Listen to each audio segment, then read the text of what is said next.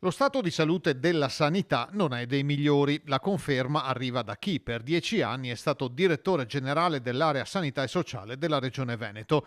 Domenico Mantoan, oggi alla guida di una clinica privata, non fa drammi sulla situazione, ma non nasconde i problemi, a cominciare da quello che tocca la maggior parte dei cittadini. Si è scatenato il tema delle liste di attesa che è la conseguenza di non decisioni nazionali prese, il fatto che è stata sbagliata la programmazione dei medici qualche decennio fa, il fatto che il privato accreditato è dal 2012 che non ha un aumento di budget, il fatto che oggi i contratti di lavoro del pubblico sono ancora impostati al 1970, per cui un ragazzo dopo aver studiato 15 anni si ritrova ad essere assunto nel pubblico a 35 anni a 2.500 euro al mese e a fare turni di notte. I ragazzi non vanno. E scelgono l'estero o le strutture private dove la retribuzione è migliore e gli orari meno stressanti. Bisogna fare qualcosa per cambiare questi modelli organizzativi della sanità italiana che sono fermi